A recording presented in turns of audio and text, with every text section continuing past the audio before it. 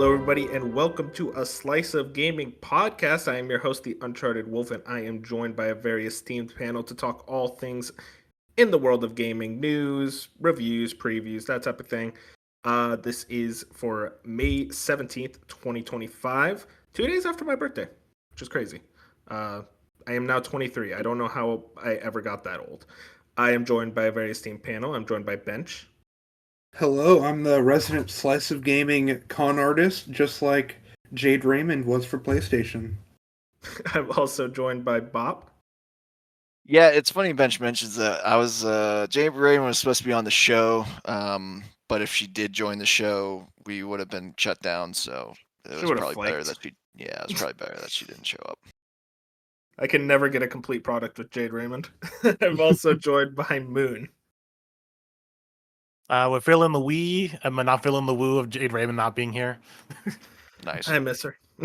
I miss her already. It's almost like she just left another studio a day ago. Because that's exactly what happened, along with a lot of news in the realm of Rockstar, Nintendo, game delays, lots of stuff happening in the world of gaming. I've also been playing a lot of games.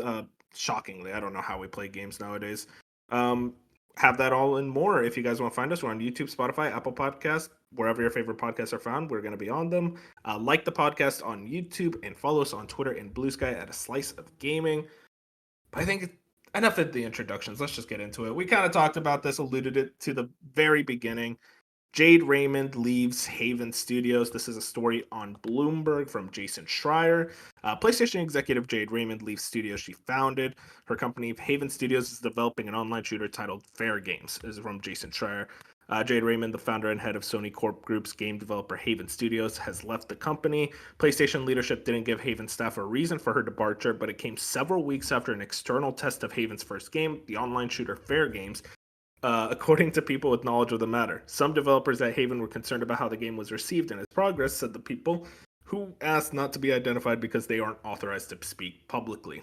And then there was a report from, what's it called? What do you call them? A statement from Sony. Jade Raymond has been an incredible partner and visionary force in founding Haven Studios, a PlayStation spokesperson said. We are deeply grateful for her leadership and contributions and wish her all the best in her next chapter.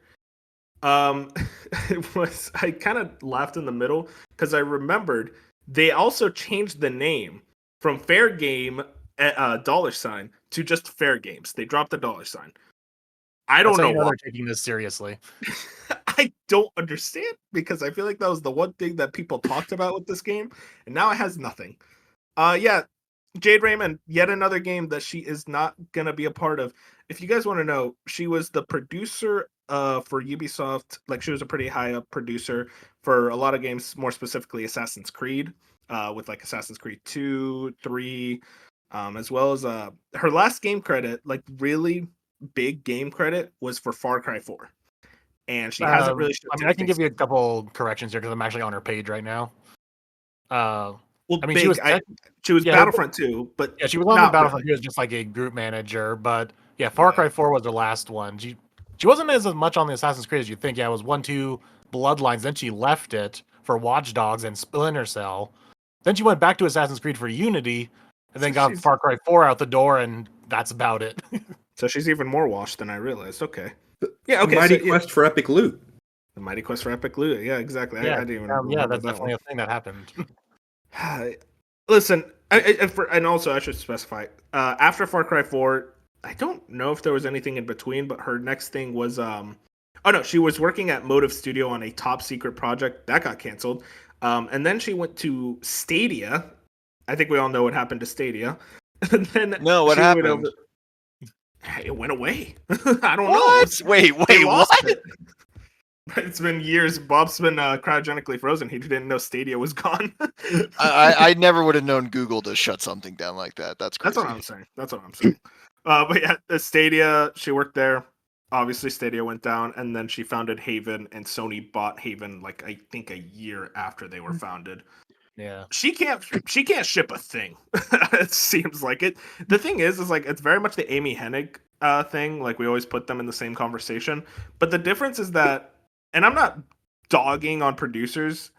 Producer isn't the creative, so it almost feels like it's more egregious. It's like you really can't find any producing work. Like you keep trying to shepherd stuff and it just never goes through. Let's give her some credit. She worked at Google for 3 years and has nothing to show for it and probably made millions of dollars. That's impressive.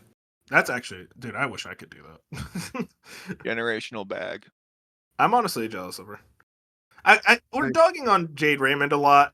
At the end of the day, it's like, let's just be real. Fairgames in general is just looks like ass. Not even looks like ass.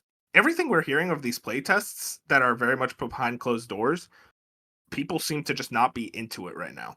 The tone is just wildly like off center. It does not look interesting to the majority of gamers. I've seen some people say like, oh, it could be good. Though the founder of the studio left, so maybe it's not good. I don't know. I'll ask this to the panel. Does Fairgames come out? I think probably it really depends on how far along it is, and we don't know that. But so it really is a 50-50 at this point. If we don't see anything substantial of it in the next year, I'd say yeah, it's probably dead. My reasoning is for if Concord had not come out, or for whatever reason it hadn't been released yet, then I think Fairgames comes out. But I think they know how disastrous a bad launch can be for just the brand in general, that maybe it just wouldn't even be worth it. Yeah, I think, not to get too ahead of ourselves here, but there is a certain Sony live service game that is coming out in the near future that I think, doesn't look great, and this one also doesn't look great, so you might as well get out before you cause even more like reputation. Do we know that if she was let go or she left on her own accord? Do we know that? We don't know anything. Okay, I was gonna say it's like if she left on her own accord, she's like, I'm just wiping my hands of this, moving on to the next thing. She's writing on the walls. I think it's more likely she probably left on her own accord. I mean, but and the other co-founder left already too, right? Yeah, I think a while back, like a couple years. Yeah, so it's like okay, completely different founders now, or CEOs. I don't know, man. I guess it's just one of those things where it's like, I would like to see what Jade Raymond can do, but also I feel like we kind of did with that Fairgames trailer. It's like, oh, right, she was ex-Ubisoft, and that was a very Ubisoft trailer. And listen, I'm a Ubisoft hater, so I'm always going to be pretty harsh on them. But I don't know, man. It's like I didn't see anything in that trailer that looked interesting, and then you tell me, oh, it's also a live service, and I don't know what there is to latch onto that game, and I don't know what Jade Raymond's identity really adds to it other than, oh, she produced some Ubisoft games that were very successful. I mean, what there was to latch onto the game was the dollar sign. Like, come on, people. That's what I'm saying. Why did they get rid of it? Like, actually, what do you guys think is the reason they got rid of the dollar sign? I think when you have something that's so easily like mocked online, that's pretty much all. Like when you saw anything online about the game, that's all everyone ever talked about. Because here's another live service shooter, like another for the pile. Well, here's the one thing we can talk about it. There's a dollar sign in the name, and that's all people talked about. And then they don't want that. Probably it's probably bad press in some kind of regard, so they don't want that. So like, okay, we're gonna take ourselves seriously. It's just Fairgames, simple and clean. Yeah, but like, I think what happened is someone took that personally. We kept making fun of the Fairgames, like with the dollar sign. Someone's like, I like that idea. Okay, fine. We're gonna take it out, like, because like Moon said, that's the only thing people talk about. But at the end of the day, bad publicity is still publicity, and now it's like you have no redeeming quality or like thing to stand you out, where you might as well rename the game Concord, because it's just a word that doesn't really like mean anything or invoke anything. And like the trailer we did see is a premise we've already seen a million times, and they weren't actually providing anything had monkeys new or unique. So it's like, I don't understand. Another thing everyone's gonna be talking about is, oh, you came out with this weird name with the dollar sign, but then you reversed cores and got rid of the dollar sign. That's all everyone's gonna talk about now. I just realized, so isn't this one also supposed to be an extraction shooter? Yes. Is it? I thought it was supposed to be. I thought it was like more like the finals, where it's like it's like multiple teams it's not an extraction shooter per se, but it's like Hang on. matchmaking, and it's like arena based, and you go and you try and steal. At least that's what I remember. I'm playing the trailer in my head right now. According Okay, to so what the I'm PlayStation seeing, blog, it's called. They label it as a competitive heist experience. Yeah, It's it's a payday. finals. It's a payday. It's a payday. Like, yeah, then we saw how well Payday 3 did. Okay, well, I mean, listen, it could do well. I just everything we've seen of it and everything that's been kind of talked about with this game, I have not seen a single person. I've seen like a couple people excited, but the couple people excited are in the replies of Twitter and YouTube comment sections. So basically, the dregs of society. Everyone else I've seen is just like, this game looks dumb. It's DOA. I don't know. If I'm Sony, just cancel it. Just cancel it. Get someone on Haven. Maybe you could try to figure out something for Haven to do. Maybe make them a support studio. Maybe have them work on a new IP. Or maybe you also just shut down that studio as a whole. The same thing you did with Firewalk. It's aggressive, but I just don't understand. I don't see how you could suffer another Concord level hit at this point. I don't think they get handed anything. If they cancel Fairgames, I think they're shut down, which is unfortunate, but yeah. I think if you want to standardize some resources towards other studios and give the people that are making games that people like more money, it's probably the smart business move. It's funny. I'm reading up on her Wikipedia. We always put Jade Raymond in the same conversation with Amy Hennig as game creators that had multiple projects canceled and haven't released something in a long time. They worked together at Visceral, so maybe that's why we always put them together. They were working on that Star Wars game that the Dead Space team was doing, but EA canceled because they were fucking stupid. I don't know. I just feel like I don't know if they can close them down though, because we've already seen in the last few years that the production of PlayStation Studios has obviously taken a dip. Now, obviously, part of that is because of canceled projects and a misaligned vision, but with how long it takes for game development nowadays, I would much rather them work on a Sly Cooper remaster or rework some of the old Ratchet and Clank games, put something out, because at this point, closing a studio and having even less content to put out is just gonna make your overall portfolio worse. Sure, don't put them on a new IP, but I don't know. I look at what Bethesda and Virtuos did with Oblivion, and it's you got talent over there that can do stuff like that. But also, I think if they're going to do something like that, they might as well just contract somebody. They don't need to have an in-house studio just making remasters.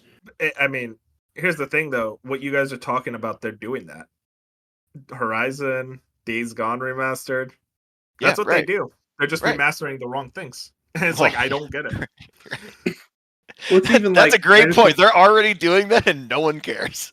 Yep. I just don't think Haven's that kind of studio to be forced on remasters and stuff. We don't really know what kind of studio they are. They haven't put out a game yet. That's the thing. They're the Fairgame studio. Well, yeah, but the thing is, we say that kind of studio. That kind of studio, we could say that for a studio that releases a game. Right now, they're basically just a bunch of developers working on something. And their identity can be really realized when they actually release something, which I don't think is going to happen with Fairgames, because I think this game is canceled. But who knows? Who knows what happens to the studio identity from there? Moon reposted the trailer in chat. I'm watching it now. Man, this is bad. That's a heist game, all right.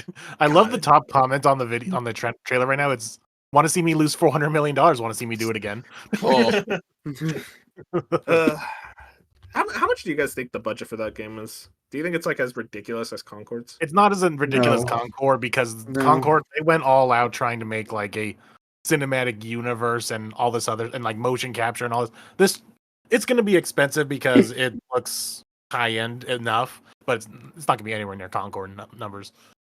I mean, I think that originally Haven was probably going to shut down before Sony bought them, just in the head theory that they were going to shut down, but then their vision kind of aligned with Sony's vision at the time of live service. So Sony says like, why not? And probably didn't have to pay that much for Haven at the time, and then probably didn't invest like Concord level stuff into them.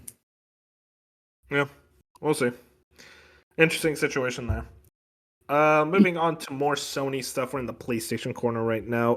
This is some stuff from their financial report recently happened. Sony considers PS5 price hikes to cover tariffs.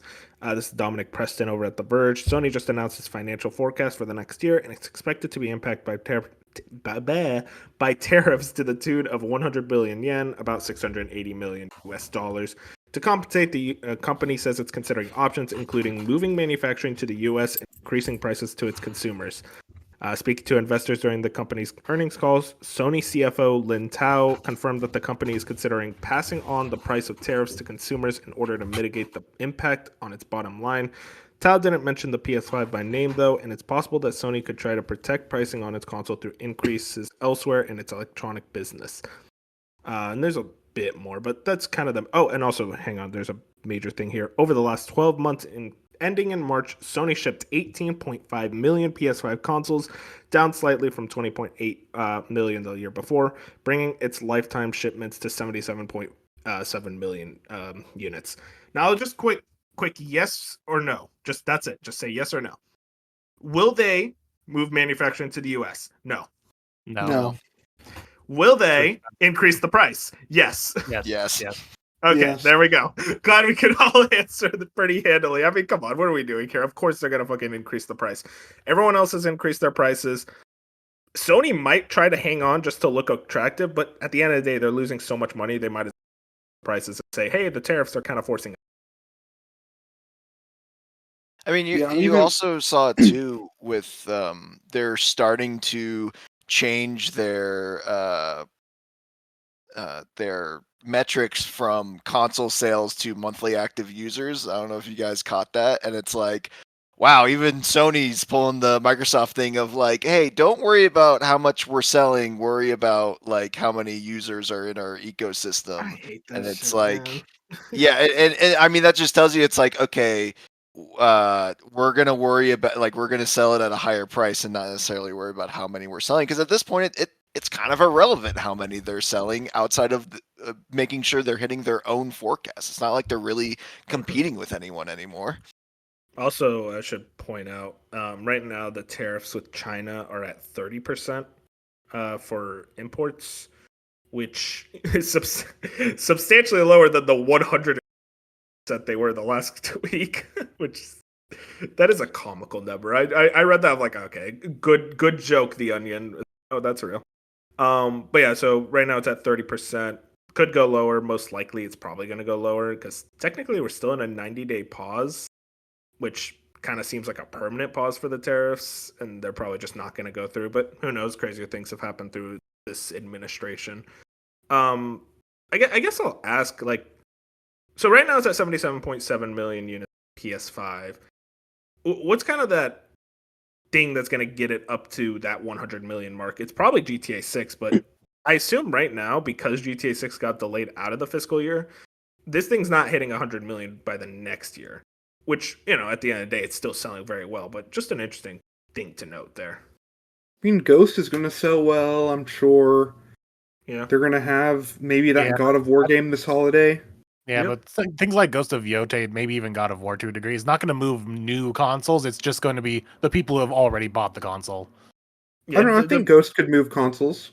I don't know. Honestly, I'd say Ghost more than God of War, just for the fact that I think Ghost built up a pretty substantial user base on PC, and I think maybe they could be interested in a new Ghost game.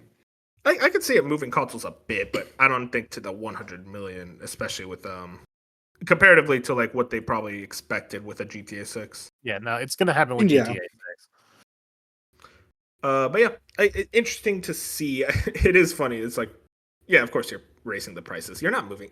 At the end of the day, it's like moving manufacturing to the US. That is way more trouble than it's worth, to the point of like, just hold off for now, raise the prices. At least from a business standpoint, it just doesn't make sense. Well, That's also going to you- cost them so much more money in the long run because, like, let's be real, what electronic company solely manufactures in the U.S.? No one. And, like, granted, that is such a minefield of political and economic topics, but, like, the reality is no one else is doing it. So I think Sony's just saying that to say that, but there's no real like reason to actually do that. And on top of that, you don't do that for a console that'll only be around for 3 or so more years. You do it for a PS6, and by then, I mean, the Office is going to change. So, is it going to still be an issue? Yeah, exactly. There's going to be a lot of things that can change, especially in the next 4 years. So we're going to have to see, monitor the situation.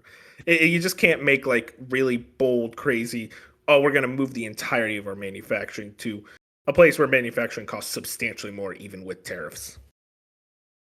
Moving into our next story, we got some stuff from Bungie. Not good news. Bungie confirms it stole art once again. So I didn't know this. They stole art again? What's the again? When did they steal art before? During Destiny. Wait, so they've done this multiple times? Yes. I think this is the third time, actually. Let me read the article here. Confirms the stole art once again. We'll undertake a thorough review of Marathon assets.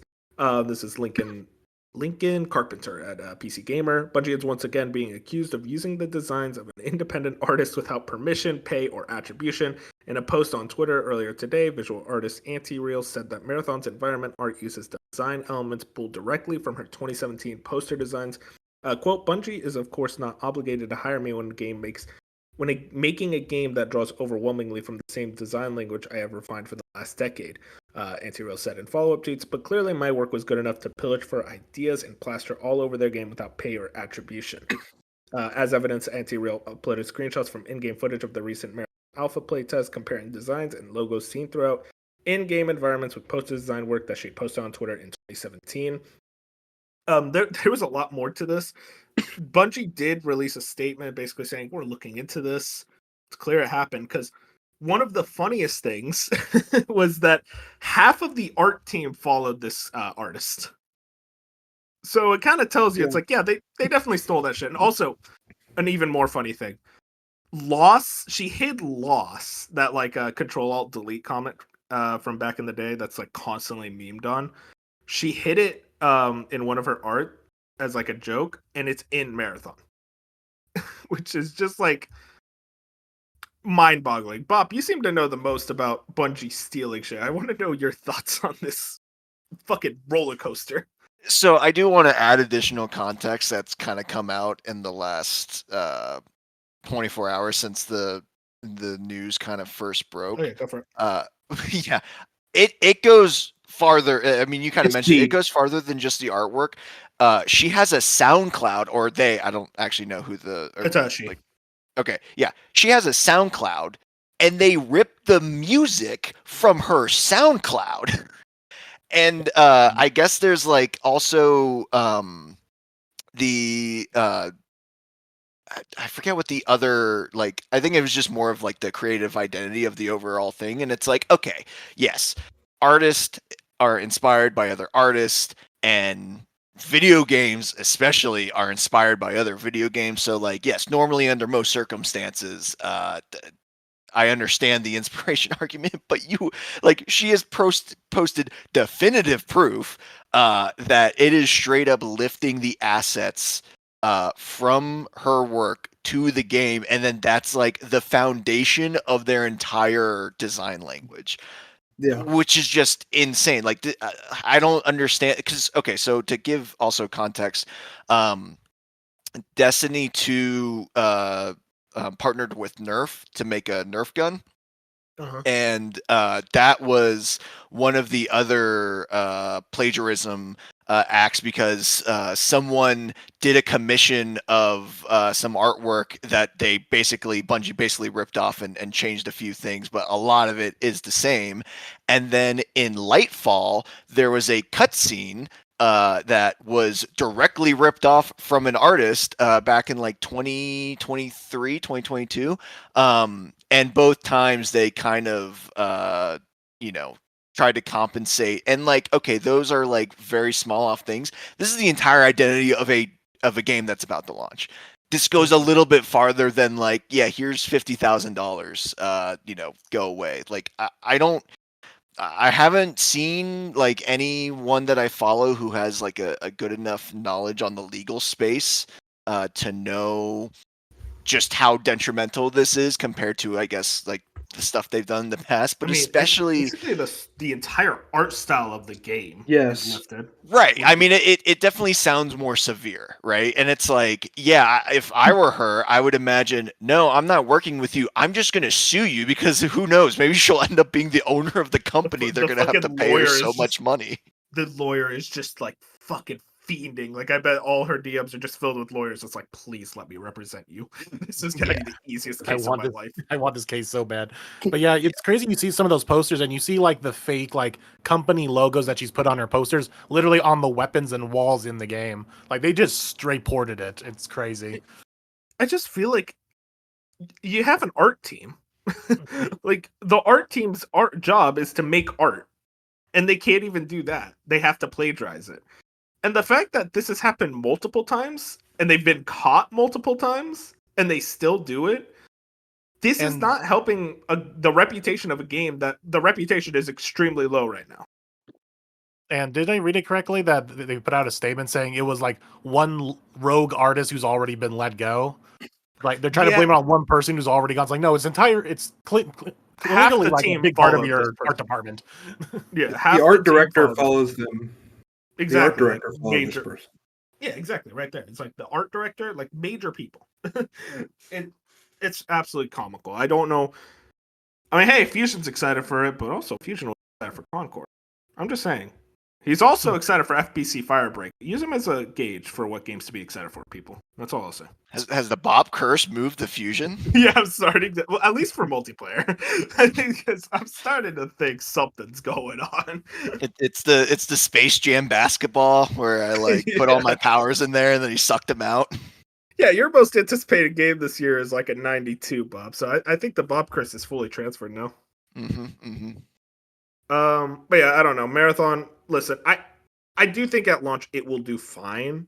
I don't know if this is going to be the long-term success Bungie really place their bets on. Because mini rant here, Bob, tell me, what is Bungie good at? Creating trends. Halo, they created like, hey, here's how first-person shooters should play on console. They created that. Destiny, they created looter shooters. This is a game where they are just chasing a trend. The extraction shooter trend, they want to chase it. And this is the one that seems to be dealing with the most chips stacked against it. And it's the same thing that happens with Ubisoft, where the moment you stop creating trends and you start chasing trends is when your company starts going downhill. That's all I'll say.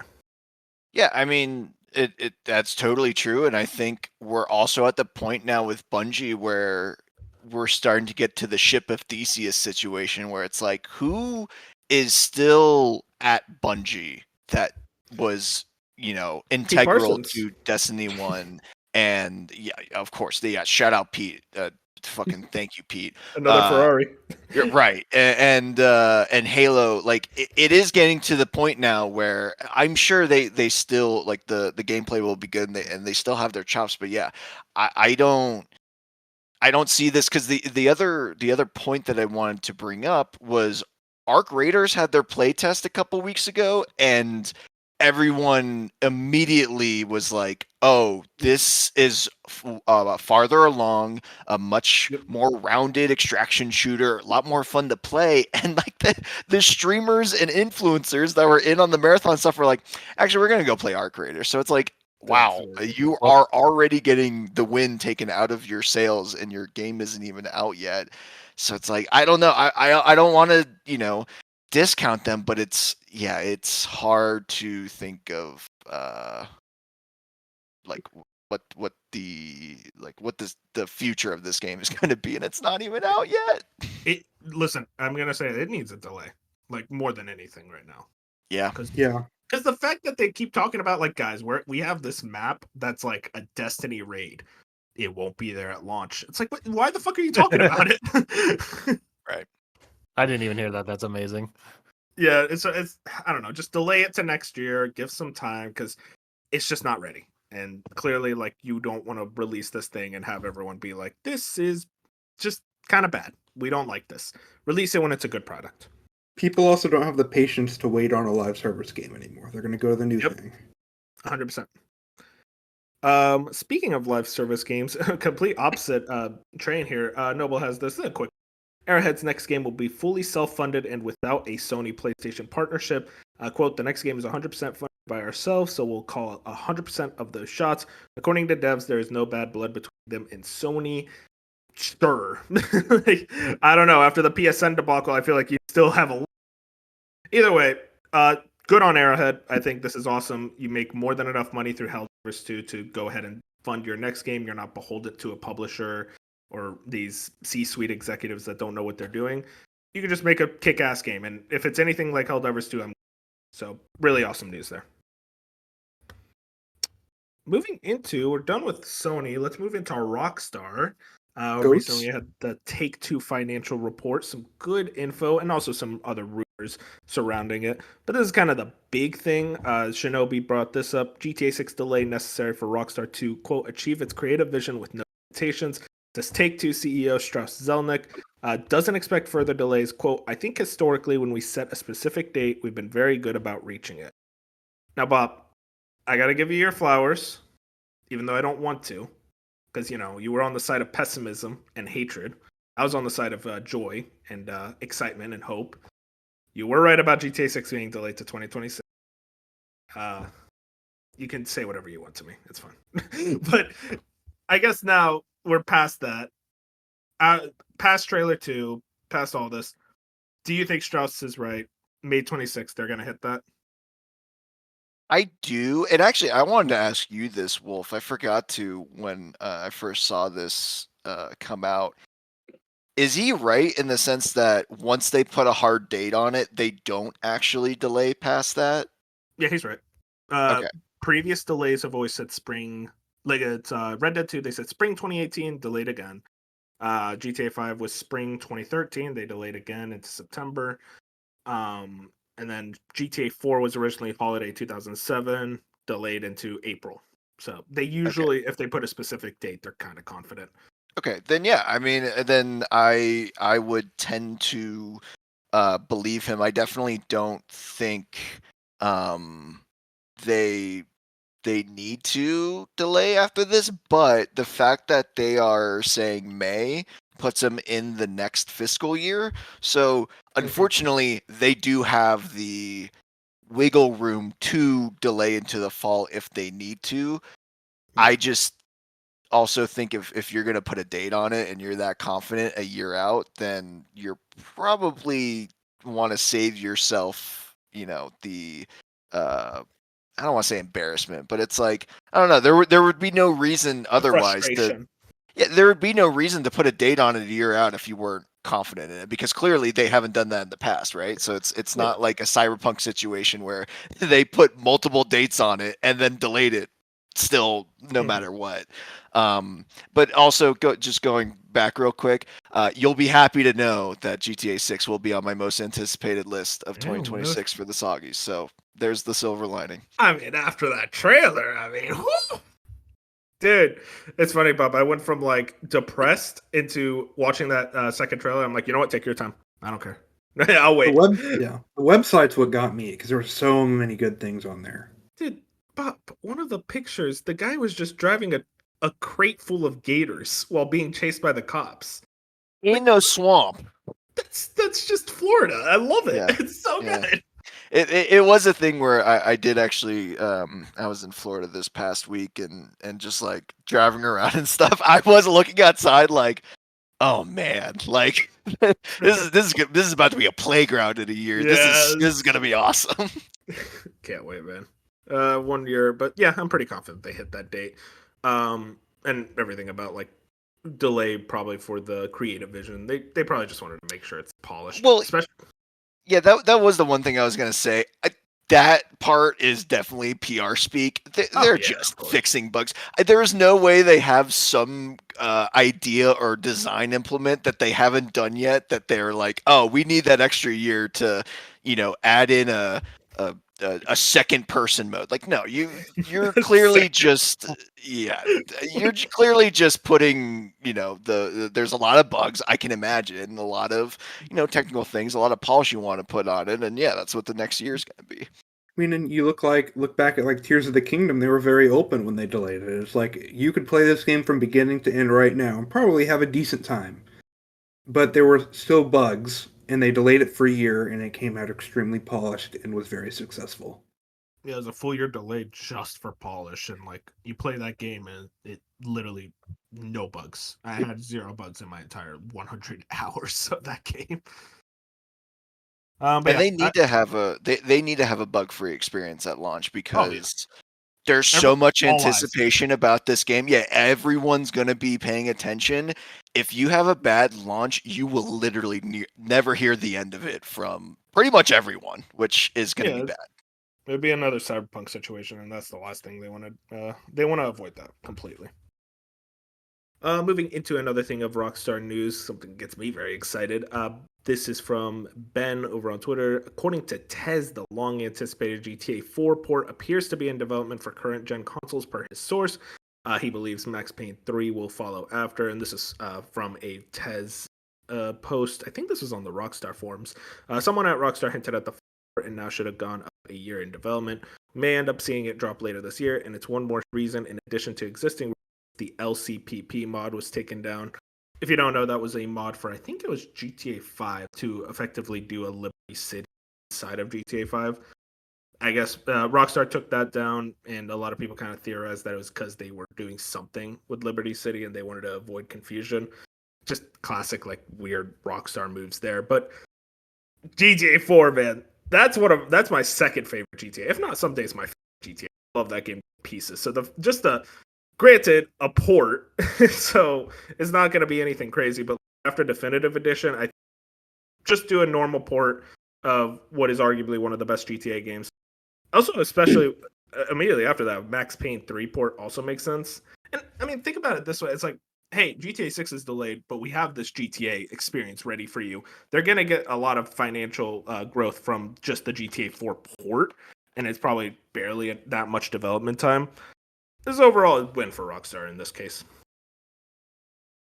And man, GTA 4 is so fucking good. I will say, if it's a port, there was I don't know if you guys remember this, when Red Dead Redemption was ported to PlayStation 4 and Xbox One, it released and it wasn't on PC and it didn't have a 60 FPS. And they did the PC port, I think, a year later, and then the 60 FPS mode. I really hope this time around they actually learned their lesson. But I've learned to expect things from Rockstar at this point when it comes to frame rate. Okay, Red Dead Redemption 2 is reportedly coming to Switch 2 as Take-Two Nintendo. That's according to Game Reactor, which says it's heard from sources close to Rockstar that the acclaimed open world game is in the works for Nintendo's new console. Citing its own sources, Nintendo also says RDR 2 is coming to Switch 2. It's claimed that RDR 2 for Switch 2 could release around the same time as an update to the game for current-gen hardware, graphics, and performance improvements. Overall, great news. We've been waiting for a Red Dead patch for a long time just to get it at 60 FPS console for PS5. So, hey, if this happens, this is great news. And also a Switch 2 port. I mean, how do you guys think that would run? I assume pretty well if it's a PS4 game. Oh, yeah, it'll run and look great. I think it'll run. Hey, man, you know what? I've had faith it'll run pretty well. I mean, it's a PS4 game at the end of the day. But also, it's Rockstar, so who knows? Maybe they don't put too much effort into porting it. But, I mean, their previous ports to Nintendo consoles are pretty good, so we'll see. Moving into the realm of Nintendo, the game business had this. Press warned no Switch 2 consoles until launch.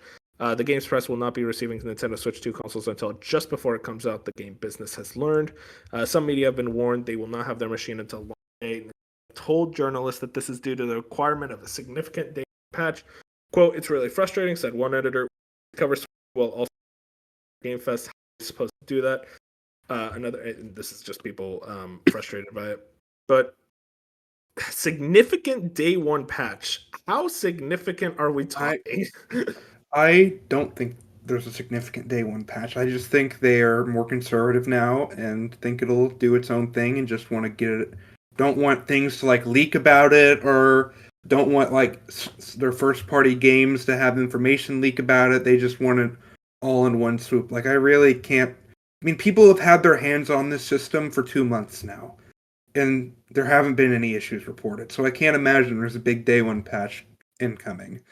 I mean, there's obviously going to be some sort of day one patch, but I just assume it's them being more conservative now with their resources, and they also don't like the Switch. They gave everybody a Switch, and I don't think they want to do that this time around because honestly, they don't really need to in their mind.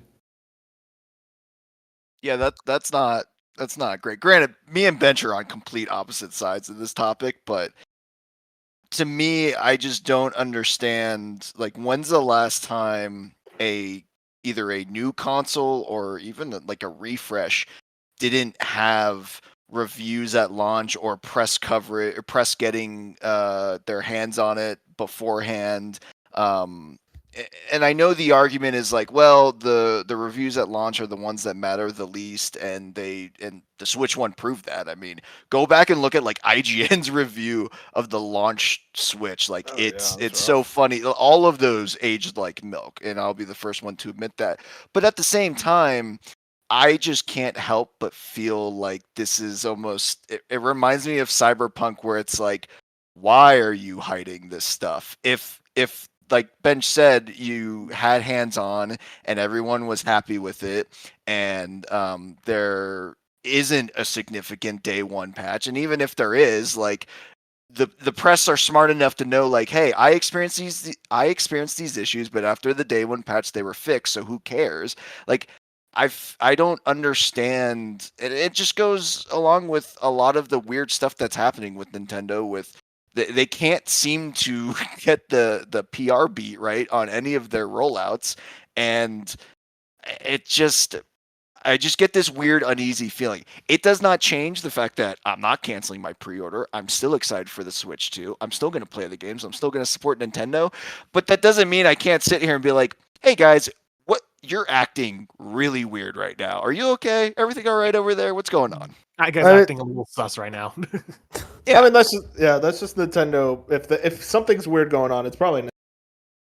I don't know. I'm kind of more on your side, Bob. I don't think this will be something where like it comes out and it's like an absolute train wreck. But I am of the mind that like it is weird to completely withhold press units. And even like to the extent of like I wonder how much they're withholding, because like maybe it's like for the smaller websites they're withholding it, and like, oh, IGN still gets one or whatever. But if it's like literally all of the games press, that's pretty weird. And I just if this day one patch is real, I do wonder what is being fixed in a day one patch. Yeah, I think in the article it had mentioned that, or I guess it was Giant Bomb and Kind of Funny mentioned that Nintendo was giving them one unit to them, and everyone else would have to pre-order them. But it sounds like from Christopher Dring's article that they're getting them at launch or maybe the day before, and everyone's going to have to scramble to, because this is my other thing that I really hate about this is we're in an age where everyone is fighting the algorithms, fighting SEO, wanting to be it no longer matters if you have the best content. It matters if you're the first in the Google search or the YouTube search or the Twitter feed or whatever. And so people are going to be rushing out their impressions, their reviews and stuff. And it's like all of this, it's bad enough that like launch day reviews are obviously don't age well, but a rushed one, like, Oh god. can't wait to hear like, oh, here are my first hour impressions of Mario Kart World instead of having like a full review cycle. Here, my second hour. Here, my third hour.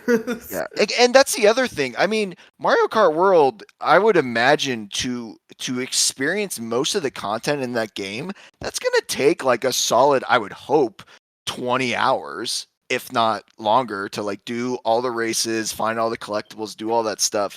And it's a bit of a bummer that we may not have that at launch. What doesn't help is what Christopher Drake mentioned from one of the editors. SGF Summer is the Game next Fest. day. Right. Yep. And you have to cover that, plus a whole host of other events. It's just a cacophony of like inconveniences right now. Well, let's move into our next story. Also in the world of Nintendo, Nintendo confirms VR only supported in handheld mode on Switch 2. Quote, Nintendo Switch 2 supports VRR in handheld mode only. The incorrect information was initially published on the Switch 2 website and error. Nothing to announce on a potential VRR docked mode in future firmware update. Bop, what is VRR? VRR is a variable refresh rate, and basically it prevents screen tearing. So on the PS5 and the Series X and most PCs, depending on your situation, if you are experiencing frame rates between, I think it can go as low sometimes as like 45, but really anywhere from 50 to 60, and it's inconsistent, you will see like horizontal, like the top third of your screen is showing one thing, but then the second third isn't exactly with it, so then it like looks split, and it has like a really bad visual effect, and it makes the frame rate look even worse. VRR smooths that all out, and that's why Digital Foundry always made a good observations in their testing with PS5 and Xbox Series X to be like, hey, this game may not be able to hit 60, but if you have a TV with VRR and it's hitting 50, it will be smooth enough to where you can't tell the difference. Well, with Nintendo, you will be able to tell the difference a lot more. Okay. Well, and I think this is more of a future-proofing thing, because my assumption at launch is things will mostly run fine. Maybe that's a false assumption, but I'm sure all the Nintendo stuff will run fine, on top of probably solid amount of third-party stuff. And then, I mean, most of like the upgrade packs should just be locked. That's kind of what they're presenting them as. So I think this is more of a future thing. Whenever people start pushing the hardware and stuff like that, which, I mean, it's going to suck. Can it be patched in, or is that just not feasible? Does it need to be like more of a hardware thing? That is a hardware thing because the PS5 got VRR later, didn't it? Yes, but we don't know what the HDMI port is on the dock, and if it's not HDMI 2.1, then you can't patch that in. But also, it has VRR on the handheld, like the actual handheld screen. That's the part that doesn't make any sense. The handheld has it, so if you're playing on handheld, it will have that smoothness. But if you dock it, it won't. So it's like, okay, guys, how did we mess this up? Which I guess you can argue. Obviously, it should just be on both. That should be the expectation. But I mean, you're going to have more inconsistent FPS on handheld mode.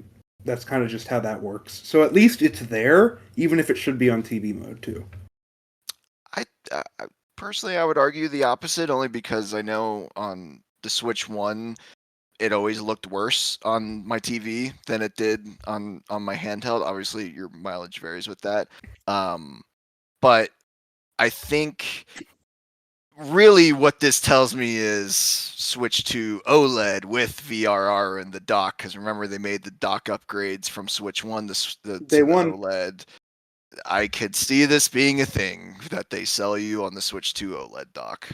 Day one. I mean, not on the news topic, but we did get some information about... Wait. There's an HDMI 2.1? Yes, what's that? That's what's on the Series X and the PS5. Oh, that's what I got for it. Yeah, okay. Yeah. Wait, what do you mean? What do you mean that's what you got for it? Oh, I remember now, because I remember having someone was saying like, you need to buy a new HDMI for your PS5. I was like, okay, so I bought one.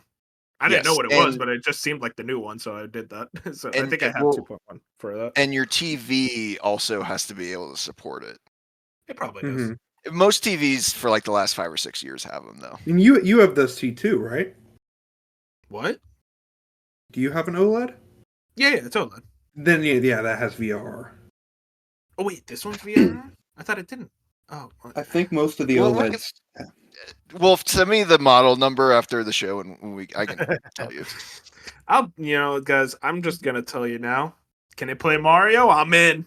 Listen, I don't know this shit, but hey, I'm learning. I think Bench is right in the sense that first-party games are not going to have a problem with this. It's going to be stuff like Cyberpunk playing on dock mode that really could have benefited, most likely. No, and at the end of the day, like I do wish it was there for the people who care. Yeah. And in general, like we're less than 3 weeks away now.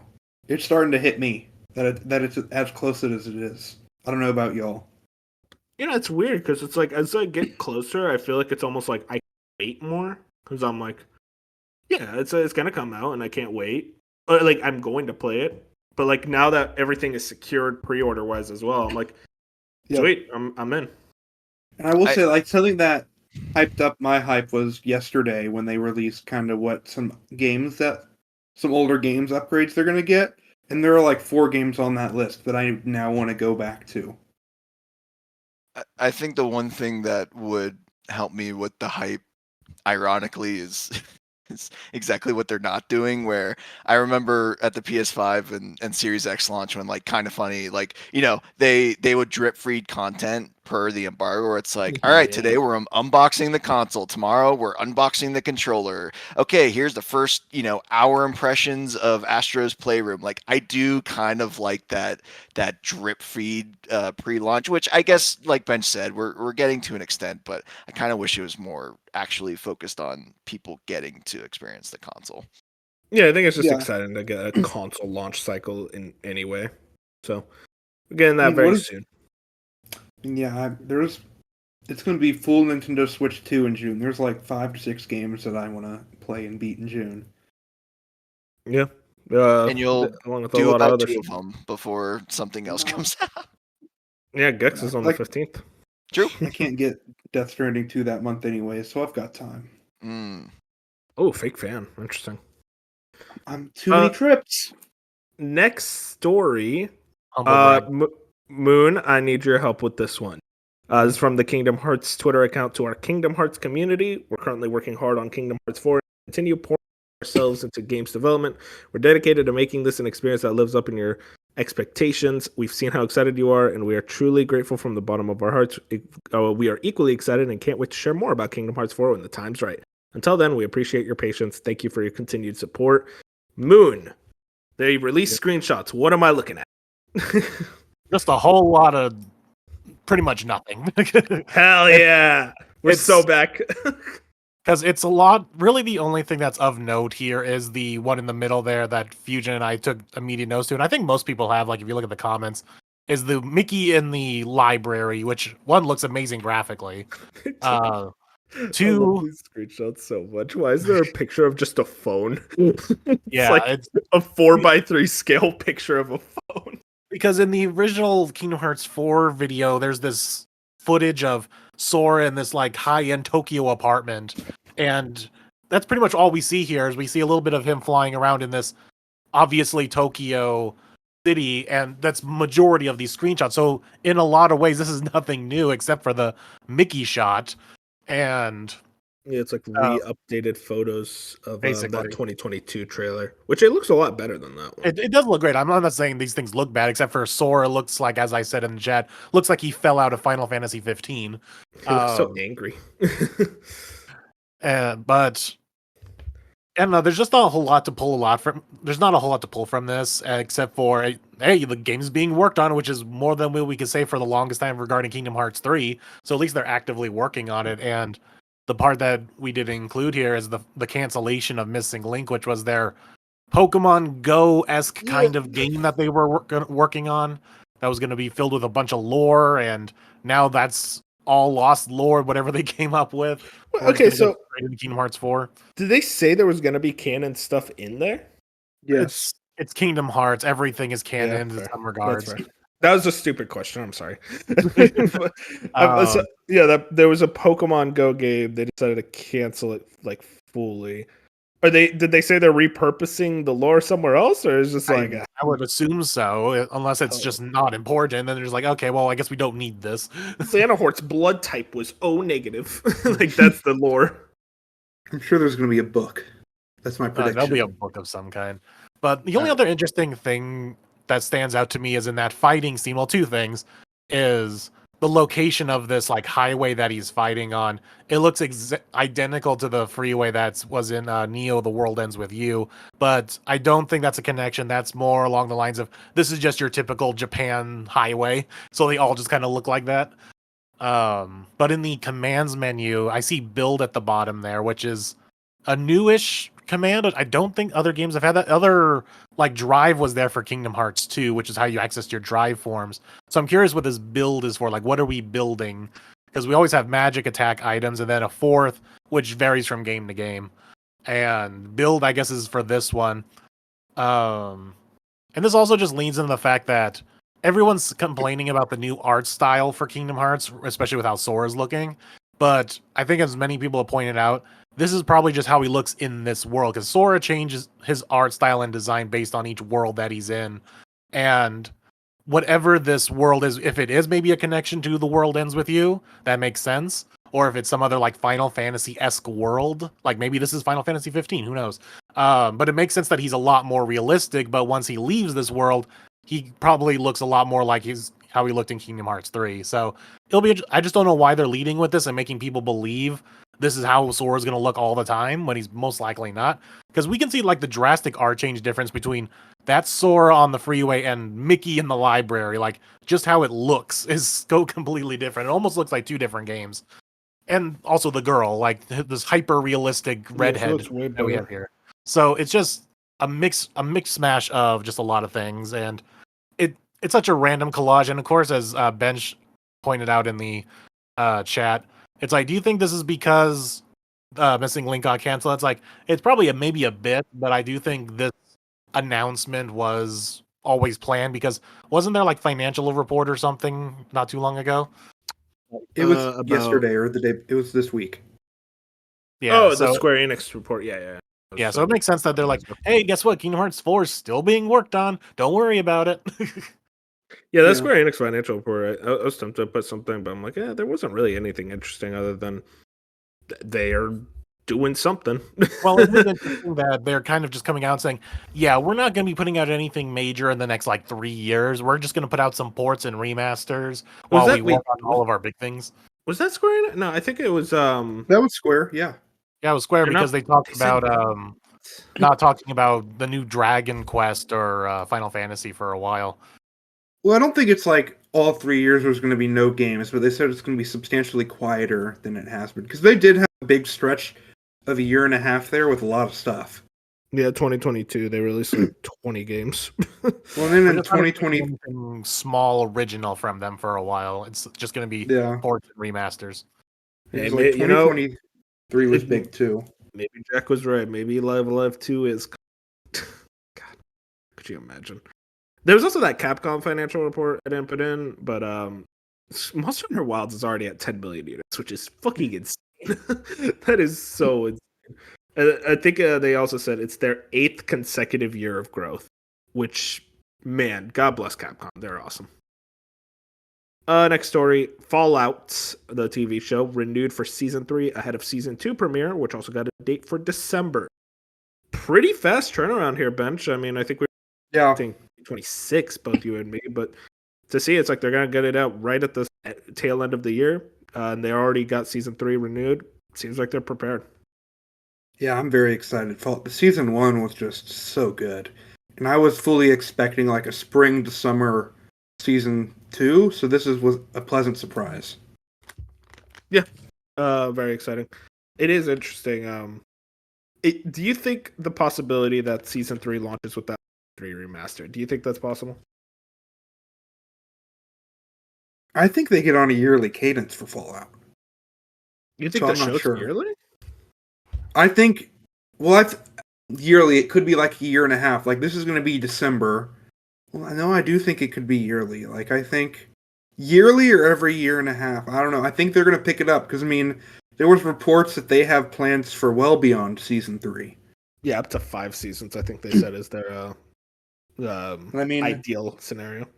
They were putting out The Boys every year for a while. I mean, I think it's not impossible once they get because it was very. I think they were unprepared. Yeah, they didn't know it was going to be a hit. So I think now that it's a hit, they're gonna try and get this out. They're not gonna rush it, but they're also not gonna like waste their time waiting after a season's done. Like I think every year we could have a Fallout season, or at least like it could be like January 27. Because this is a later one, but I think it's going to be pretty quick turnarounds. Yeah. I could see it being about a year and a half for the next season. So probably like early 2027 for season 3. Yeah. Which, I mean, Nate the Hate was saying Fallout 3 Remaster in 1 to 2 years. So that does kind of match up. And I mean, shadow drop at their show. That just seems like such a like smart decision to just release Fallout 3 Remastered along with season 3. Like, that just seems like the most obvious thing in the world, so I'd be surprised if they didn't. I mean, what if Season 3 goes to DC? They make the trek across the country. Dude, it's very possible. Oh, man. There's a lot to talk about, so that's kind of very exciting. I love that show. I love that game. Can't wait. Mm-hmm. Moving into our last story, Marvel 1943 has been delayed. Shock. Least shocking story. They put out a statement. Marvel 1943 Rise of Hydra launch update. We have an update. Rise of Hydra will now be launching in early 2026. Taking this additional time will allow us to add more polish and make sure we give you the best possible experience and one that lives up to our vision. We haven't seen anything about this game since its reveal last year at that Unreal Engine 5 tech show. And a lot of people are convinced this game isn't even a thing. This is the Amy Hennig game. I do think the game is real, but like, I don't know where it is. I assume that we're probably going to see something around this summer, hopefully. But again, I'm not certain. I think this is a Jeff show thing. I think we see it in a couple weeks. Maybe even get a date. Not if it's been delayed like this, no. Did they say like early 2026? Yeah, early. They could give a date or at least a month or time of year.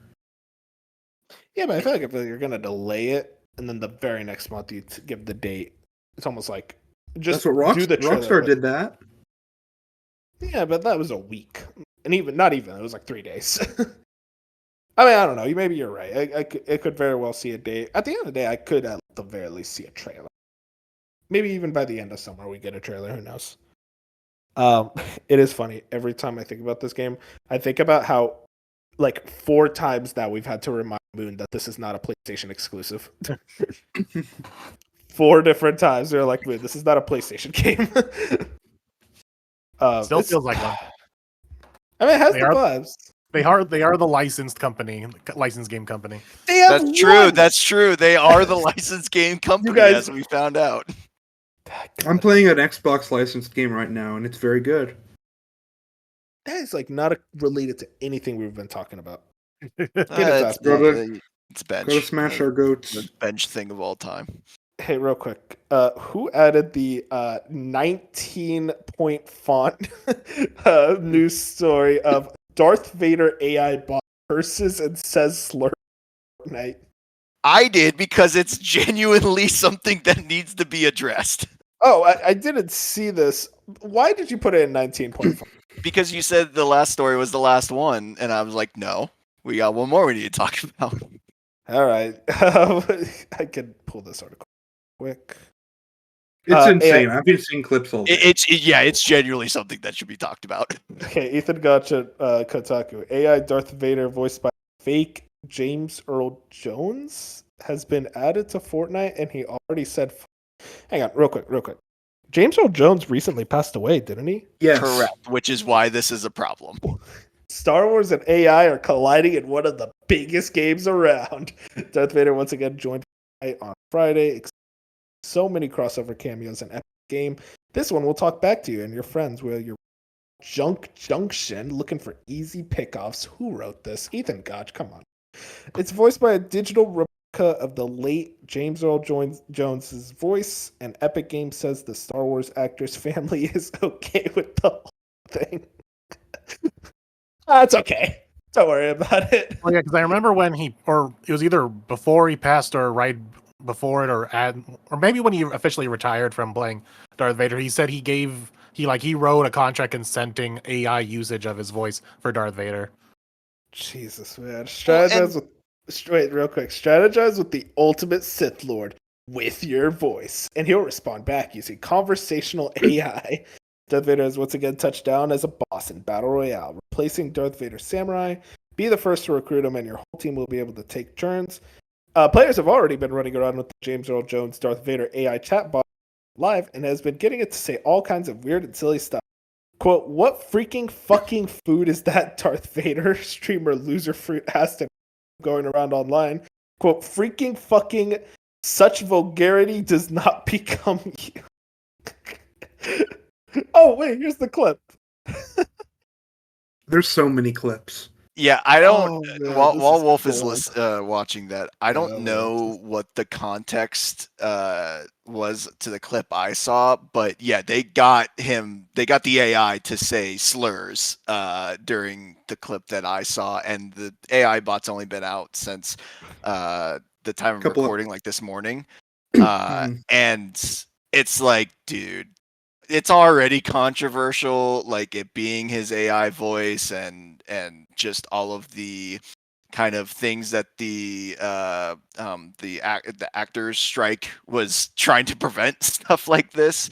And then we get this, and not only is it like weird and off-putting anyway, but now it's like genuinely disrespecting the James Earl Jones. And I understand his estate is probably fine with it because it's like, yeah, they're getting money from this, but this is just, it's so insane. It just shows us where it's we like are I in found the slur. society. I found the slur. Hang on, I need to hear this.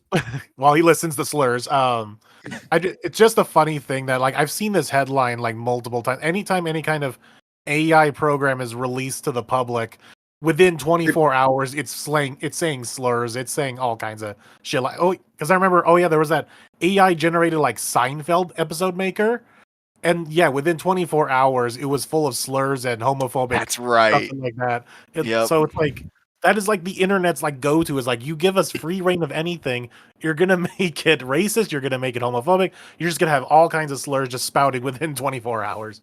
Okay, It's genuinely like any sort of, it's like any sort of beta testing of a game. Like, you clearly did this in a environment that you thought was like controlled and perfect, and then you actually let real people use it and they break it within an hour. Like, I don't understand how this still happens all the time. I never thought Darth Vader would say that. First, he condones sexual assault, and now what's going on here?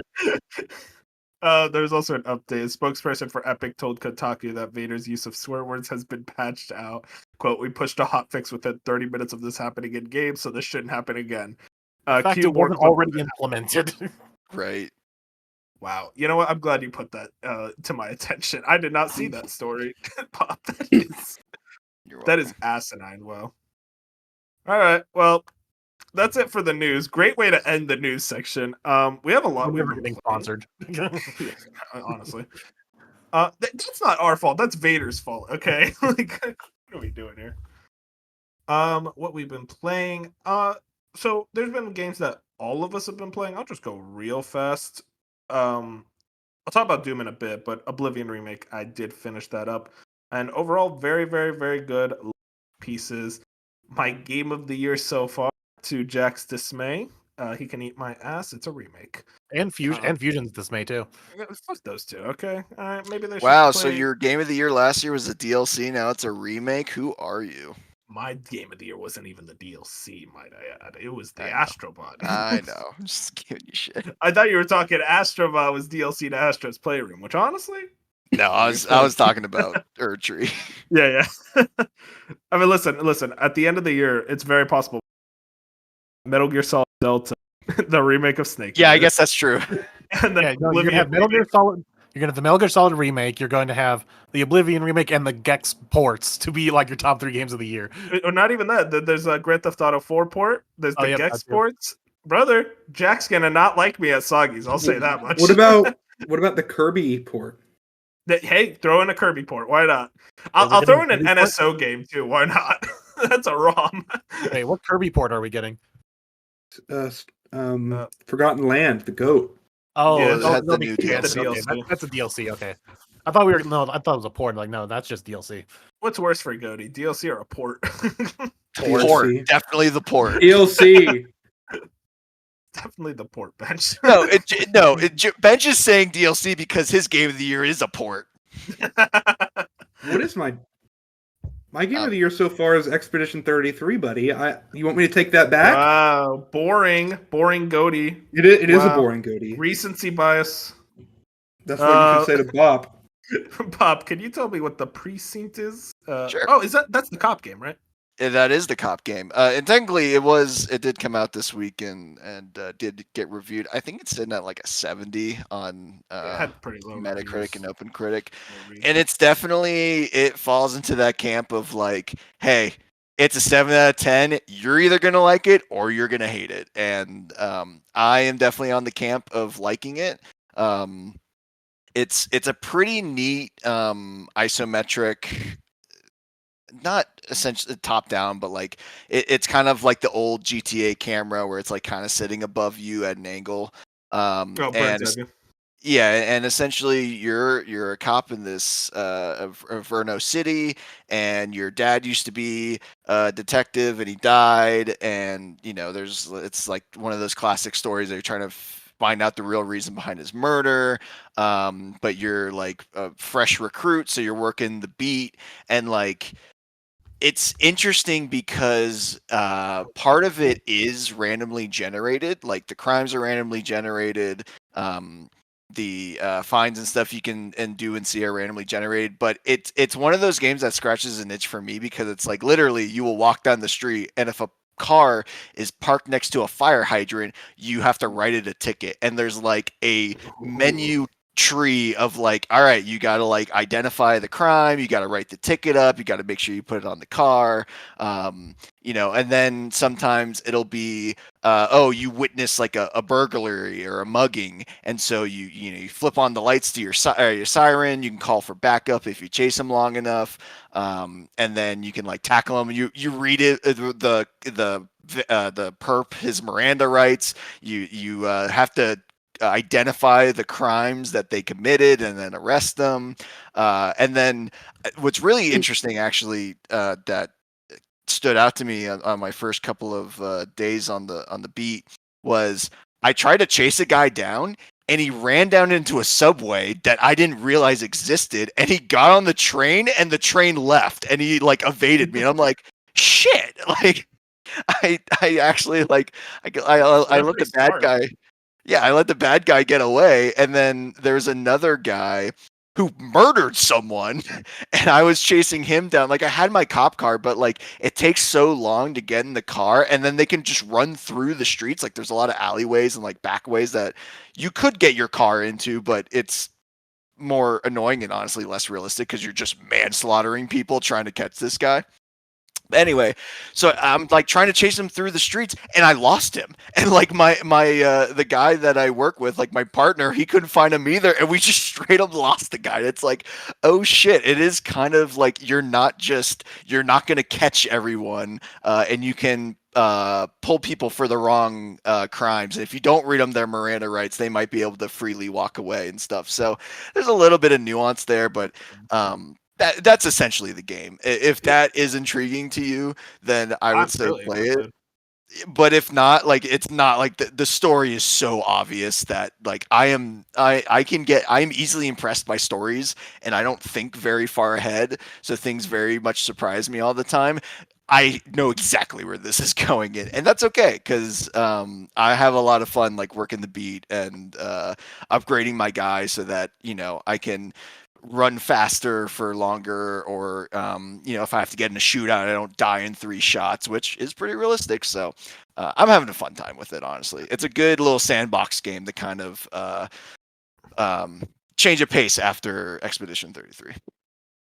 Yeah, I've been wanting like a game like this for a while, like a game where you could just play as a kind of do your arrests, do your rounds, like that type of stuff really sounds interesting to me. And the fact that it's like, yeah, they're releasing one. Interesting, a 70 on OpenCritic though, because like I look at it and the way you talk about it, it's like that sounds like a banger. Is it like buggy? Is that the issue? No, I think it's just from what I was reading, people just really aren't impressed with the story, and Oh, okay. I Well, that's think not the important to me. mechanic, right? And I think the mechanic does wear thin after a while, like because I've already seen a little bit of repetition, but like I from what I've played so far, I think a 7 out of 10 is probably really fair for this game. Yeah, it seems like But it's something also only that- like $25, so you're also not paying a full 60 or 70 or 80. Yeah, 80. Oh my god. It seems like a perfect game to pick up on like a sale or something. Looks really cool. Absolutely. Moving on. Bench, you want to talk about Indy real quick? Yeah, Indiana Jones and the Great Circle. I'm nearing the end. I'll probably beat it today, but it just continues to impress. Some of these later game set pieces are pretty mind blowing, and just like what you're doing, and honestly, like the mystery of the story is just really good. It's just a really good one of those. Is just how I know how to describe it. And like the characters are good. I actually do like the gameplay, the stealth, the takedowns, and just exploration is fun. Just everything about this game is I'm very, very high on. Like I think might be my favorite Xbox game in ever, maybe. First party Ever? Xbox game. Yeah, Wait, I mean, come on. There's oh fuck. Sea of Stop. Thieves? I hate this. I hate this. Stop this right now. There's a Hi-Fi Rush. I like it more than Hi-Fi Rush. Honestly, I don't Okay, think Bob, that. you're gonna have to take over for me. No, I do think out of all the Xbox games, like this would speak to Bench the most. So I kind of I do actually understand where he's coming from. What were you saying, Bob? That Bench does this thing where he like plays a game months after Soggies and is like, "Oh, this should have been up for Soggies. What are we doing here, guys?" Yeah, he's been doing this trend of just gaslighting us and playing stuff late, and then being like, "Guys, It's really this good. is goaty. Why didn't anyone tell me about this?" And it's like, all right, Bench, just thanks. Yeah, just get We the could have. But fuck- We it was- really needed your support at the Soggies last year on this game because this was the game I was trying to push the most. It wasn't multi-platform at the time. Just- Okay, I'm not going there. I'm not taking the bait. I'm happy you're enjoying it, Bench, because it is a great Yes, game. it is. It is very good, and I mean, I guess you could say Oblivion remake is Xbox, and I plan to jump into that next, or Doom, depending on how Wolf says Doom is. I'll make that decision, but I'm trust very.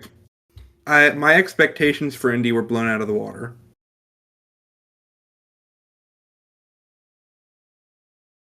I say that.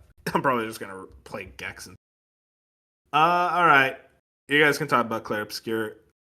There's always a section where everyone and I just sit here twiddling my thumbs like I don't got anything to say. So, I think this is the first podcast, Bob, you've been on since you've even played it. You haven't been on in a while, and you declared, unreasonably, it just came out that it's your favorite game of all time. So, regale me.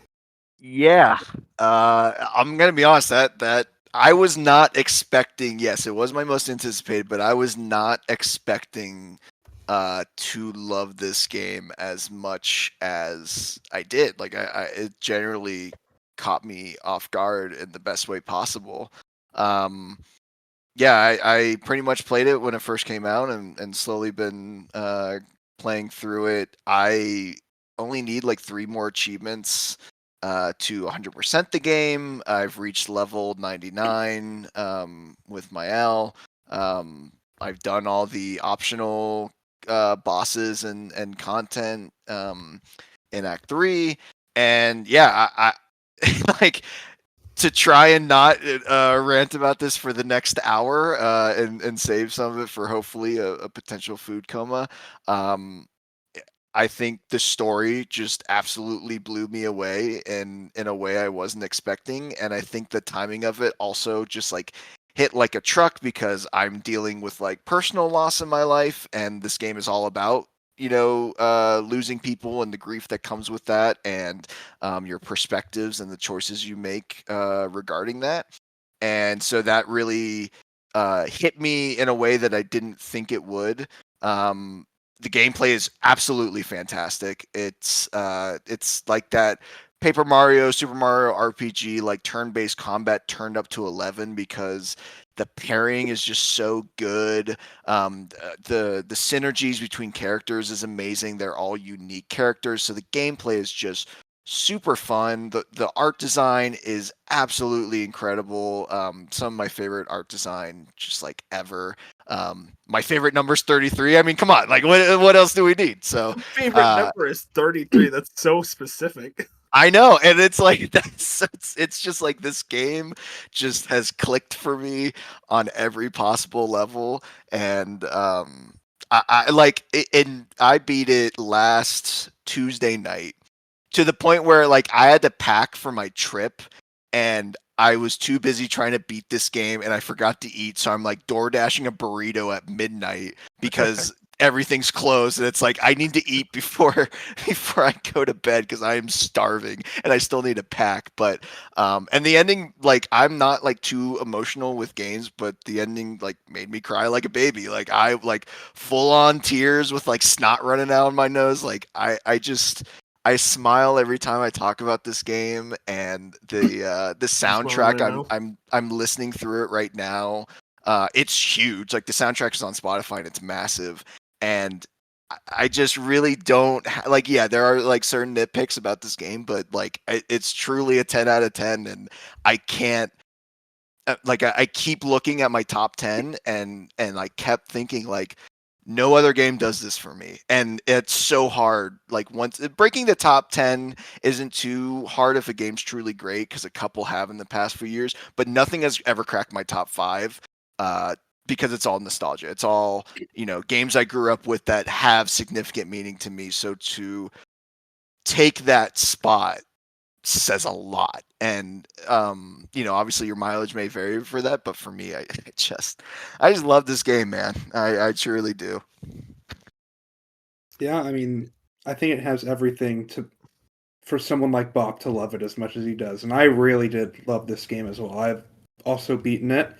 I'd likely give it a 9 out of 10. There are just a few too many nitpicks for me to give it that 10, but also, like, it could easily be someone's favorite game of all time. That's, like, so obvious in the things that it does. And also, this game just has a lot to say, and it says it in a way that no other game has said before, in a very just real and brutal way that is just very appealing and makes you think. Like, I beat it a week ago, and I'm still thinking about the game. It's that good, on top of just one of the best turn-based systems out there. Yeah, it lives up to the hype. Moon, you also beat it? Yeah, so I beat it a couple days ago, literally like the day before Doom, so that was perfect.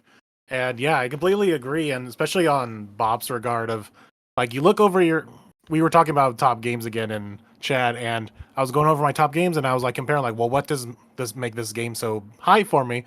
And as I was like comparing all my top games, I'm just like, Clair Obscure kept going higher and higher. I'm like, well, it has this, and like my other top games are like doesn't have this, so I need to put this lower. And suddenly, I think now if I were to redo it, Clair Obscure might actually be my third favorite game.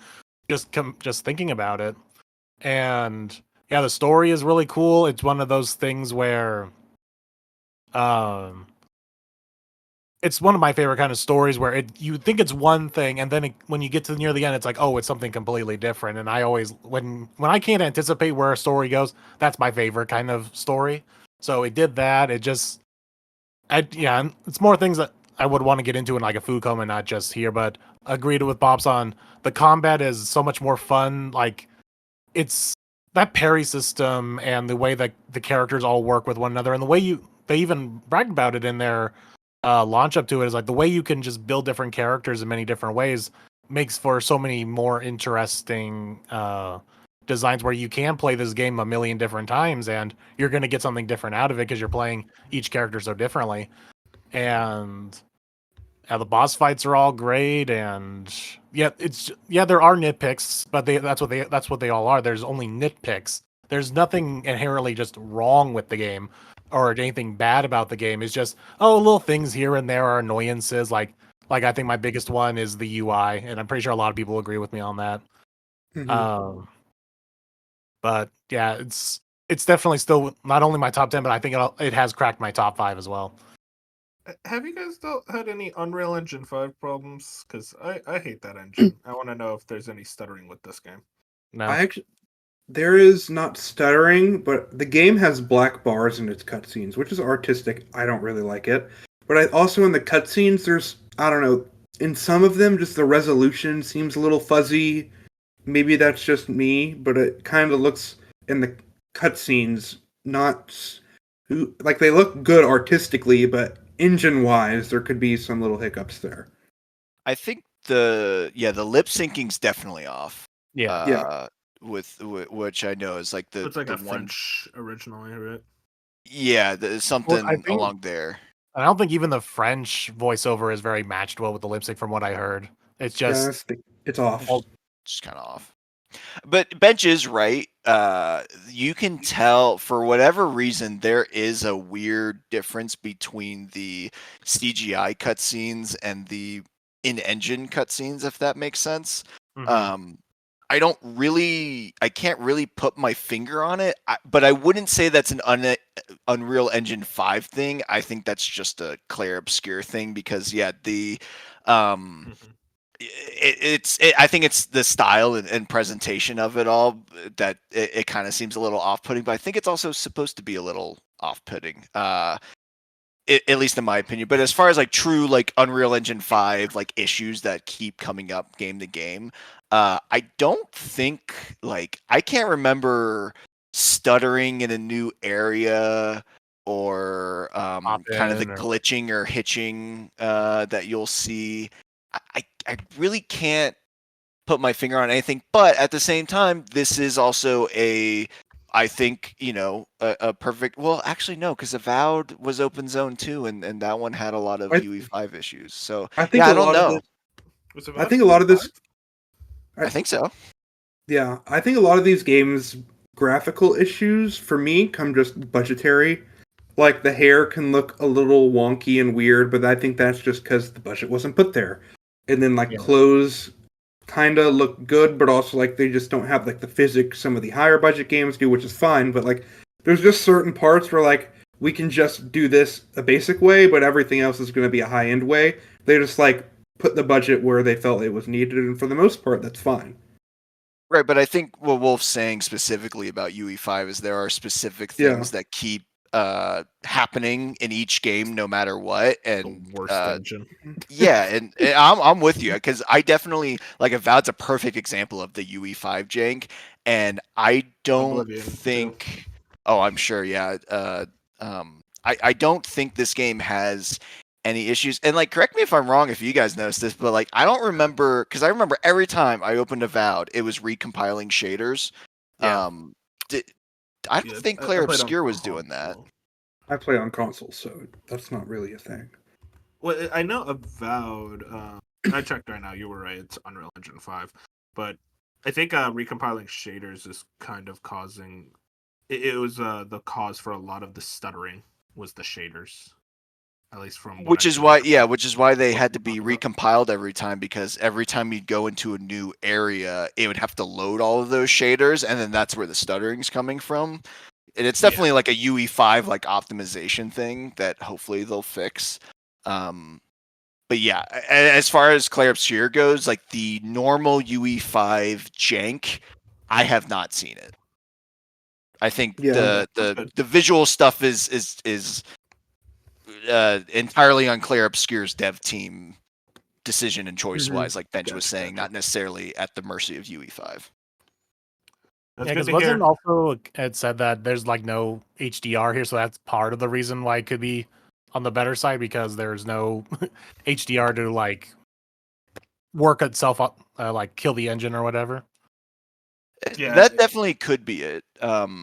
Because that was another weird thing, that there was no HDR, and they also don't give you like the classic, like, okay, here's a white screen and turn down the brightness so that the logos match or whatever. So doing that manually kind of sucked because I was sitting in the menus for way too long trying to balance that out. But maybe it is HDR. I truly don't know. Well, everything I've been hearing about this game fascinates me because 30 dev team or 30 people dev team, they found the composer on like SoundCloud. Yeah. So SoundCloud rappers, you have a chance. What was it? There was also like something was done on. Or what am I thinking of? One of the lead writers was found on Reddit. Yeah, that was it. So yeah, it's a very like weird circumstances. They were ex-Ubisoft developers, so, or at least I know one of them. I did hear apparently the lead developer is his family's kind of rich, so guys, I don't think we can support this game anymore. They're not an indie studio because their dad has money. But yeah, really awesome. I mean, I don't know. One day I'll get to it. 2026. I really do think you would like the combat, Wolf, because it like pretty much matches up with like the Paper Mario, active turn-based, but like it's gonna kick your ass in the timing department, which kind of plays more to like the FromSoft sensibilities. Yeah, that's a lot of people said you almost have to take a FromSoft approach to it, because your first encounter with a new enemy is, now I got to learn their attack pattern so I can properly parry everything. Like, that's the scariest thing, is coming across a new enemy. It's like you get so used to fighting an enemy that you have it down packed, fighting them. Like, yeah, I can parry this whole fight and take no damage. And then you go to another area and there's a whole new enemy and you're like, God damn it. Awesome. Can't wait till I've been waiting for the physical to reprint, because I know they ran out of physical copies because they didn't expect it to do as well, which is always a good thing for a team. I didn't even know that. Like, I think I want to buy like a physical copy, like what I did with Persona 5, where I want to get it just like... I'm not going to spend $60, $70 or $50. It's a $50 game. But when it goes cheap to like $20, I can find somewhere. Like, I'll pick it up just to have it. I think it's like right at 100 last. Oh, geez. Might be wrong. Scalpers. And also, too, the collector's edition, which sold out the first day it was on sale, which bummed me out. People on Etsy are 3D printing the monolith that came with the collector's edition, so that you don't have to pay $500 at scalping prices for the collector's edition. And that was like the main like statue that came with it. So I bought one of those because I was like, I don't want to buy the collector's edition from a scalper. I'd much rather support someone on Etsy. Yeah, they might reprint that too, but I mean, who knows? You didn't have trust in it immediately, Bob. Come on. No, I swear I wanted to. I missed it. Like, I straight up, like, it was like a Wario 64 thing where it's like, oh, the listing went up and it sold out. Very exciting. Shout out to the team. Sandfall Interactive. Interesting. I wonder what they do next. Did they say they're doing DLC? There like is a rumor. There's a picture of the top 2 voice actors in a meeting room with the devs. So maybe, but with Ben Starr. Yeah. So we'll see. If not, I don't know how you do a DLC though. I think you can do a DLC on the other expeditions pretty easily. Do it with the first one. Right. Yeah. Exactly. I think with you could do stuff with the expedition specifically, but it would be interesting if they did do a sequel, because there are some threads that they could pull at that we won't get into here. No, spoil it for me. Go ahead. No, that's okay. No. Last thing is Doom: The Dark Ages released yesterday for everyone. Tuesday, I think, was the early access. And wasn't there an even earlier access, or not earlier, but like there was another early access kind of thing on Wednesday? Or you were able to... it was the. Can we really call it early access if no one could play it? Yeah, I forgot.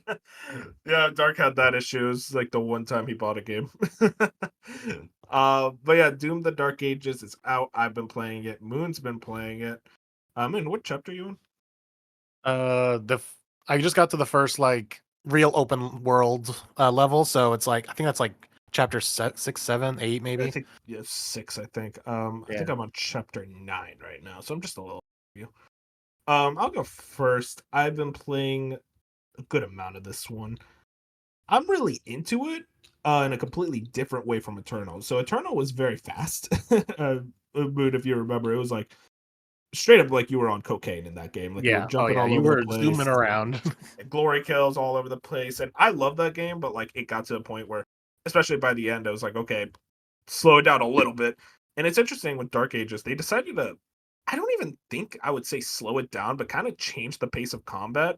They kind of explained to in a way in an interview where Doom Eternal was very much you were a fighter jet, and in this game you're a lot more like a tank. And I think that was a very apt comparison where you're not jumping all over the place, you're not dashing, you're not going crazy, but you're still running. Like it is still fast. Like there's a lot of stuff happening on screen. It's just now combat's a lot more deliberate. You're paying attention to parries, you're paying attention to ammo count, like setting up everything, deciding when to use certain moves and attacks to befit the enemy you're going up against, stuff like that. I will say, it's a lot easier. Yeah, it felt like, as I said, it was like in the first 2 levels, I'm like, I just don't know if I'm getting better as a gamer, which is weird because you usually don't, especially as you get older, but everything just seemed too easy. And so I cranked it up to the next highest level, and now I am dying and stuff like that, but it feels more fair. Yeah, same here. It's like I started on that second highest level, and it's like I die every now and then, but like it is that thing of there is a lot more leeway, especially in which I think they kind of paid attention to a lot of the feedback and to make it a bit easier. Which, you know, depending on how you feel, that's a negative or a positive. Personally, I'm not too miffed about it if they're able to make the difficulty better by the game. And also, especially what they do DLC with, and that's definitely going to be a lot harder because the Doom Eternal's Ancient Gun DLC unfair. It was actually unfair at a certain point. So I'm curious how this one in terms of difficulty. But yeah, I'm really into it. It kind of feels a lot more classic 1990 Doom of like very strafing, kind of paying attention to enemy patterns. When they shoot, when they attack you, that type of stuff, which I'm really into. I love the shield. The shield is really cool. Dashing to enemies, blocking attacks. The parry window is very generous, like comically generous. Like it will give you. They said it's a very deliberate idea, but it gets to a point of like I don't really feel like I'm parrying so much as like blocking, but like it feels cool, that type of thing. I don't know how best to say that, but I'm overall very much enjoying this game a lot, especially as a fan. But I am glad that they went with such a different direction because at the end of the day, if they wanted to do more Eternal, I'm glad they kind of went set gameplay so that each game in this trilogy will feel completely. Though I will say, after I finish this one, I think I'm ready for something different. I love Doom, but I'd be down for them to do Quake. Maybe a new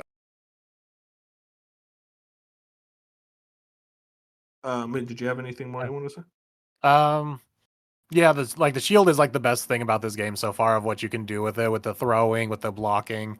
The parry window is very forgiving. And even I turned up the parrying at first to be like, okay, maybe I'll just give myself a little bit more leeway for parrying, especially with how action-y this is. And I'm just like, this is a little too much, so I turned it right back down to normal, and it feels a little bit more in tune with like how it should, which that's the other thing is like the way you can adjust all the difficulty settings is kind of wild. Like you can set yourself to nightmare difficulty, but still give yourself like enemies that aren't bullet sponges and regular amount of damage. So it's like, what's even the point of putting it on ultra nightmare difficulty at that point? So it is interesting that it's so customizable, but it's nice at the same time because now I can enjoy the thrill of ultra violence of like the harder difficulty without being too overwhelmed. And yeah, the only way I'm really dying now is I get myself caught in a corner, or not even that, is there's just somehow always an enemy behind me, and when it is, it's always the bigger enemies that do a lot of damage. So that's always annoying. But yeah, like they said, the philosophy is interesting. How they've tackled each Doom game, and I commend them for that. Like as they said, Doom 2016 was about run and gun, Eternal was about jump and shoot, and this is now stand and fight. Which, yeah, you are a walking tank. You do not have much of a jump feature in this game as compared to Eternal, where you had a double jump and like a jetpack. So it is, and I think that's what kind of they were going for. And there's going to be one of these Doom games will click with you in your play style. And so that's going to be an interesting cause for debates for a lot of people. It's like, well, which Doom game most aligns with you? And I don't know. I think even with my little grievances with some things about Dark Ages, I think by the end I might feel like Dark Ages might be more my kind of Doom game. We'll see. I did really like Eternal a lot, though, with my gripes with just how on cocaine you were with that. Dude, it felt like you were on a fucking meth trip half the time, and I love that. I understand why some people just weren't into that. I just like how they did something different. But yeah, shout outs to Doom. I was looking at the Steam numbers. I don't know if you guys caught this. Seems like it's doing not as well. Now, granted, it's on Game Pass this time, so that's the real metric to pay attention to. But I was curious, like, just Steam numbers seem to be substantially lower than Eternals. I can actually pull up the. I think I saw this from. I think Game Pass for a game like Doom is definitely taking its because wasn't Indy also not like gigantic numbers, and I think probably Game Pass had a lot to do with that, which is interesting compared to a game like Clair Obscur, which even being on Game Pass it did crazy numbers, but I think a lot of people are starting to I've seen this mentality now a couple times, so it's not a coincidence, but I've seen multiple comments in various Reddits and other things where they will prioritize a third-party game like a Clair Obscur on Game Pass and play that right away because they know eventually it's going to leave, whereas now something like a Doom or a South of Midnight, it's always going to be there. So they don't feel as prioritized to play it right away in that regard. So maybe it's not as crazy on Steam. Well, again, how does that affect Steam? Never mind. The Steam comparison really bothers me because there are, just like how, PlayStation gamers tend to play certain types of games, Xbox players tend to play certain types of games, Nintendo players tend to play certain types of games, so do Steam players. So I understand people use that because it's the only platform that actually gives you an accurate metric, but there's so many biases and like unwritten meanings behind it that it's like I understand why we use it because it's the only thing we really have sometimes to compare stuff, but especially with Game Pass games, it's like, guys, we can't just say like, oh, number low on Steam, bad, and I know that's not what you're trying to say, Wolf. I just like, it's been something that's been getting more and more attention lately is like people using Steam numbers to push a certain narrative. It's like, guys, there's so much like other information that we need to look at. It is not an end. It's like no offense to Jack, but it's like when we would look at UK box sales as like an indicator. It's like, yes, it is an indicator, but that cannot tell the entire story. Yeah, so I'm looking at this now. It's the launch day 24-hour peak. For Dark Ages, it's 30,812. Doom Eternal at 104,891. And Doom 2016 was 44,000. Yeah, but this was also before Doom was on Game Pass. No, at the end of the day, there's a lot more factors to it. Yeah, no, there's a lot of factors going in. And I think there not are only the Game Doom Pass. Doom Eternal was also at the start of the pandemic. Yeah. So yeah, that's also true. And also, I mean, let's be honest, Wolf, you've been one of the people saying it. The hype around Eternal the hype around Dark Ages just wasn't as high as it was around Eternal. Yeah. But, I mean, it's also just diminishing diminishing returns from doing trilogies. That's why people don't do trilogies anymore. Because it's just like people start to lose the excitement by the third entry. So they kind of just like, okay, we'll do duologies from now. And I think not only that factor, but you got to factor in the Game Pass thing, the trilogy thing. But I think another one is it doesn't feel like it fully, but we are in a time right now. There's a lot of releases. Yeah. Like there's a lot of big releases. Like people are still playing Clair Obscur. People are still playing a bunch of other things. So especially on Steam, as you said, Steam has a certain range of gamers, and they're going to be playing some other things than another Doom. So it's just like I said, there's a lot of factors. Yeah, like the Precinct. Yes. No, but yeah, overall, seems like Doom: The Dark Ages. Like, I don't think it's like flopping or anything. It's just very much interesting to kind of look at all the data. And we'll see what Piscatella says with Circana next month. Exactly, I'm very curious to see that, especially when it comes to how it's doing on PS5, because this was the case of like, hey, we're gonna put it on all platforms because Doom is. That was before the whole push. Bob, are you gonna get? Are you a Doom guy? I've played 2016. I've not played Eternal yet. So I'm like kinda. You haven't played a lot of games. I'm hearing. Yeah. All that time on Roadcraft and college football. Yeah, hey, Roadcraft isn't out yet. That's next week, buddy. Okay. Well, I mean, like Roadcraft type games. Yes, driving and vehicle games. Yes. Yeah. I mean, there's definitely a time where I'm in the mood to just like shoot things mindlessly. So yeah, I'm definitely like not turned off by it or anything, but it's definitely one of those games. It's kind of like Dark Souls where it's like I've played them, but it takes me a while to want to be in that mood, and so it's not as consistent as I would want it to be. I also, one last thing I forgot to mention. The story, it's there. It's there. That sounds like Doom to me. They try so hard with this one, though, which really frustrates me, because it's like, guys, you're not good at this. Just stop. Like, they're trying these, like, long, like, 2, 3, 4-minute cutscenes of these characters all talking to one another. And granted, besides the demon characters, which do have cool designs, there are some human characters, and you just look like generic Gears of War character number 3. Characters from Godzilla movies. It's like, I'm not here for you. It's like they're trying so hard, but I'm just like, I don't care. Especially coming off of like Clair Obscure, where like you were invested in the characters and the story, and then I get to Doom, and I'm just like, get these humans out of here. Yeah, dude, I'm just like, I just want to shoot shit. Which, hey, you know what? At the end of the day, the shooting shit still feels fucking. So yeah, that's Doom. That's all for our podcast. I want to get back to playing more Doom. So let's sign off. You can find us on YouTube, Spotify, Apple Podcasts, wherever your favorite podcasts are found. Like the podcast on YouTube and other platforms. Follow us on Twitter and Blue Sky. Also review us on Apple Podcasts. I heard that helps out a lot. So that'd actually be a big boost for us. But yeah, I think that's it. Say goodnight, everybody. Good night. Focus Entertainment. I'm still available for Roadcraft review code. Roadcraft, we need you, bros.